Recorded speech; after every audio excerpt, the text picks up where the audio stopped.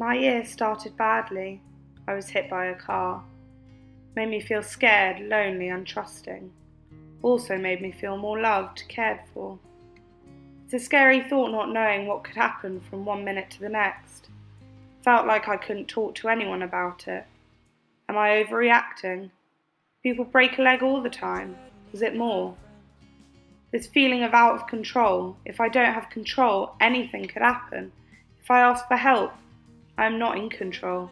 If I ask for help, I'm surrendering to someone else's control. I don't want to seem out of control. Why do I need control? Whenever I would tell someone about the accident, I would laugh, make it sound super dramatic and adventurous. I would tell them all the materialistic details. A car hit me, I went through a window. The window fell on top of me. That's all that happened, right? I don't mention screaming when I realise what happened.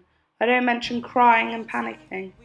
I don't mention calming myself down because my friend was panicking and I didn't want to scare her more. I don't mention feeling so scared because I thought I was going to die. I don't mention the feeling like I was paralysed and I would never walk again. I don't mention the man who spoke to me and calmed me down, spoke to me in a manner so relaxed and friendly. I don't mention how I felt when the fire brigade came and spent 45 minutes trying to decide how to move the heavy pane of glass that was holding me down. I don't mention the fear I was going to die when they moved it, or how I thought I was going to break into a million pieces when the paramedics were going to lift me into the stretcher. How I slowly felt myself passing out when they did move me, feeling no pain, just peace. I could hear the paramedics telling me to stay with them, their voices echoing like I was far away, disappearing. I don't mention being driven to the hospital, unable to call my parents who were miles away because they didn't know what state I was in. I don't mention how alone I felt, despite familiar faces appearing at the hospital. I don't mention how cold I felt in the hospital, how no matter how many layers I put on, and however tight the people around me held my hand, I couldn't stop shaking. I don't mention just how grateful I felt that I was the one hit and not my friend. I don't mention how grateful I felt to be alive. And then when my mum came, I don't mention to people how happy I felt to see the one person I wanted there from the start. Despite how drugged I felt, how lonely I felt, how terrified I felt, I just knew it would be okay. And then, when I tell people my story, I don't tell people how the doctors told me I might have to have screws coming out of my leg when I woke up from the operation. I don't tell people how, despite knowing I was lucky to be alive, it still terrified the hell out of me to be put to sleep. I don't tell people how scared I was to surrender myself to doctors I didn't know. I don't tell people how, from the moment I was hit by a car, I struggled with adjustment disorder. I don't tell people how, from the moment I was hit by a car, I had to adapt and learn to lean on people, something I was adamant not to do before. I don't tell people how I learned to accept their love and care for me. Being in hospital was only the beginning of a long and tiring journey. I had to learn to forgive, to accept help, to learn a strength within myself. I went back to uni 2 weeks after the accident in my wheelchair and had to once again give up my control to my friend so she could wheel me around campus. I didn't feel lucky because I didn't have to walk. I didn't feel lucky because I could be lazy. I felt lucky to have a friend who cared for me, made sure I got to and from uni safely, and who pushed me around in my wheelchair for 1.5 months. Do I mention to people how horrible it felt to be in a wheelchair? Do I mention the stares I got and how people didn't acknowledge me in the same way, as if I was a mobile person?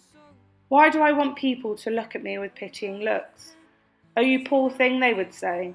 "You're just so lucky to be alive," they'd say. "You're so lucky it wasn't worse," they'd mutter. And I knew it was all true. I somehow managed to be a lucky person because one of the most unlucky things happened to me. Who sits outside of a cafe for coffee and gets hit by a vintage Porsche?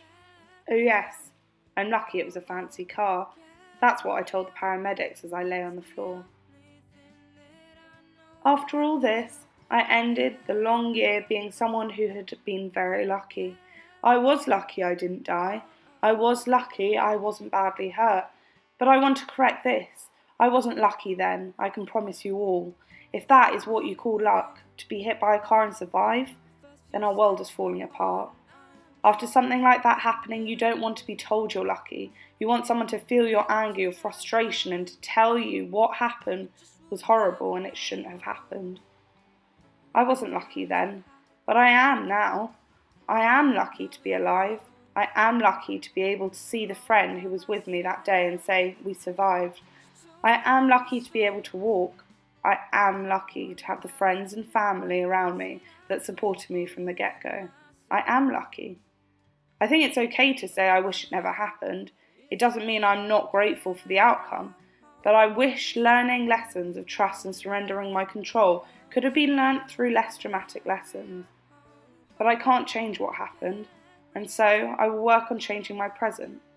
I know not to hold a grudge against the man that hit me, and to focus on looking after myself until I reach full recovery. Does this mean I don't feel angry ever? No, it certainly does not. I'm no saint. I haven't managed to get rid of all my anger. And I do feel a small amount of anger is always healthy, because often that's what drives us to tackle the problems straight ahead.